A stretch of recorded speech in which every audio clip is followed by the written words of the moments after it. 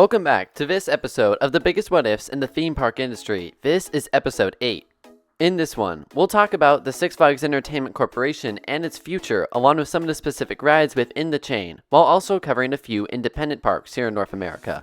Let's start with one of those independent parks, Memes RCT. What if Holiday World was sold off to another theme park company to operate the park?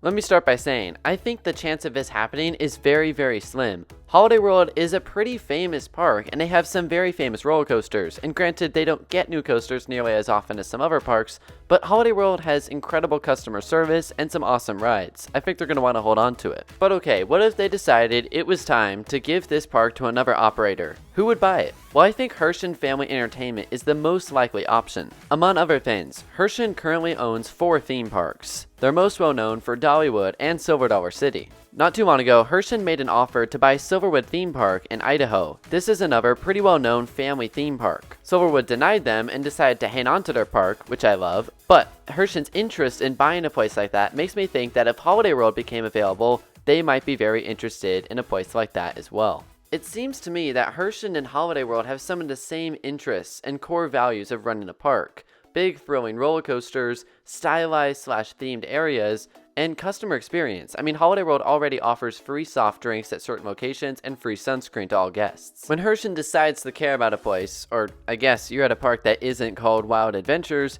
I think Herschend would do a really good job here. They would probably focus on rounding out the park offerings, not just new rides, but also new shows, new experiences, new events in the holiday season, things of that nature. Now I imagine if a park like Holiday World was put up for sale, Herschend would not be the only available buyer. You'd probably get Palace Entertainment and maybe even Six Flags involved. Quite frankly though, of all those options, I would trust Herschend to do the best job. Speaking of Six Flags, Colonial Kitty. What if Six Flags Discovery Kingdom gets sold off and becomes an animal-only park? What would happen to each coaster? Again, I think the chances of this are pretty dang slim, especially considering the fact that California's Great America is going to be closing in the not too distant future, leaving Six Flags Discovery Kingdom, along with Santa Cruz Beach Boardwalk, as the only major theme parks in Northern California. This is a golden opportunity for Six Flags to make this more of a destination park instead of just a regional park like it is now, but there's a lot of work that needs to be done before it gets there. So, let's say they do get tired of it and decide to sell it off to someone that only wants to operate it with the animals. This would be a complete callback to the park's origins. For many, many years, this park operated as Marine World, featuring just animals. Over time, and especially when Premier Parks came into equation, the animal exhibits have been lessened and the ride additions have been greatly increased. To go back to just animals would be a major twist, and it would leave NorCal without really a major theme park, even though I love Santa Cruz. So, in that instance, what would happen to each coaster? Well, here's some scenarios. Starting with Joker, my question is, can you even relocate an RMC conversion? Because this ride is built off the previously established wood structure that Roar, the GCI wooden coaster, had. So, can you even relocate a coaster like this? If you have some sort of insider information or engineering knowledge that I don't have, let me know down in the comment section below. Maybe they could remove those wood sections and instead replace them with equally proportioned steel sections. I don't know. If Six Flags found a way to relocate this coaster, then it would be very interesting to see where it would go. I think a couple smaller parks in the chain could use a standout coaster or another standout coaster. How about Frontier City in Oklahoma, or Six Flags Darien Lake in New York, or Six Flags Great Escape in upstate New York? These parks could use a coaster like this, and my guess is that Six Flags would give this to a smaller park in the chain. Superman Ultimate Flight is a compact launch coaster, and what is a compact launch coaster perfect for? A park with absolutely zero space. What about Knott's Berry Farm down in Southern California? Knott's is an excellent park, but one of the concerns, especially when it comes to future investment, is the land they have available. Knott's, as you might imagine, being located in Southern California, is completely landlocked. So a compact edition like this might serve them well. Another park I thought of was Worlds of Fun. They have no problem on space, but they could use a coaster like this. Namely because this park surprisingly doesn't have a launch coaster. They definitely need to fill that gap. Batman the Ride is one of those SNS 4D free spins, and this one could pretty much go anywhere that doesn't currently have one. I would say that this is more likely to go to smaller parks, but a lot of the big parks have gotten them too, so who knows? This could go anywhere. Flash Vertical Velocity is actually one that I don't think is going to find another home in this instance. This ride has just way too many operational errors, and it's almost never operational. In fact, the trains haven't even been on the coaster for a long time. It's time to stop messing around with it and just remove it. Medusa is interesting. It's 2.5 decades old, but I still think it has a few years left in it because it's at a regional park and not a year-round park, so the track hasn't worn out nearly as much as some of the other B&Ms have. So, I think this would be a great addition to Canada's Wonderland. They do have a lot of multi-loopers and B&Ms, but it would kind of round out the B&M collection: Giga, Hyper, Dive, Floorless. Located nearby to Medusa is Con, which is one of the worst roller coasters not only in the state of California, but in the entire country. There's no reason to relocate this coaster. Just cut your losses and move on.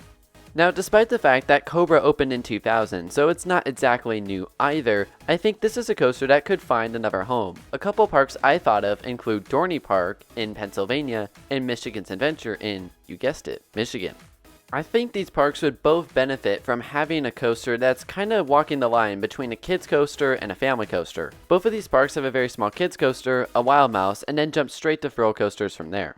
Sidewinder Safari would make a lot of sense at Frontier City. This would be a pretty cheap way to add a coaster to Frontier City, and they also don't have a spinning coaster, which would be perfect for this family park. Boomerang Coaster Coaster is another one that I don't see getting relocated. It's just a little too janky and too old at this point to find a new home. And lastly, we have Roadrunner Express, the Zamperla Kids Coaster. This is another one that could go at many locations, but Six Flags Over Georgia jumps out in particular as a good option for a very small coaster like this. So 3.5 minutes for hypothetical coaster relocations. That's what these videos are for. WestKid01, what if Top Thrill 2 doesn't work again? At this point, it's almost seeming like Top Thrill 2 won't ever work again, and the future of Stratocoasters is in major jeopardy. I'm recording this with Kingda Ka coming down very recently in mind, and so it really paints Top Thrill 2 in an interesting light when you consider everything that just happened to Kingda Ka and its unfortunate removal. For anyone that's worried, that implosion was intentional, don't worry. But so, Kingda Ka has been officially removed, and now Top Thrill 2 has been having all these issues. Of course, Top Thrill 2 was the fix for Top Thrill Dragster, what was Cedar Point Stratocoaster that opened in the early 2000s. Zamperla came in, adding LSM launches to this coaster and adding a completely new 400-foot tall spike. But unfortunately, this ride was closed for most of its opening year in 2024. I actually give the park credit for just closing the ride down for the entire year and trying to fix all the issues. But if they're not able to get it working, this would be a massive disappointment on all fronts, for Cedar Point and for the company that worked on it, Zamperla. Zamperla most certainly won't get any more large-scale coasters like this. And I think for the whole theme park industry, building Stratocoasters is going to become even less common. Not that it has been common, but it's going to become more unlikely. I know we got Falcon's Flight over there at Six Flags Qiddiya, but that feels like an outlier, and I wouldn't be surprised if that ride has a lot of issues. The bigger you go, the more chances for problems you have.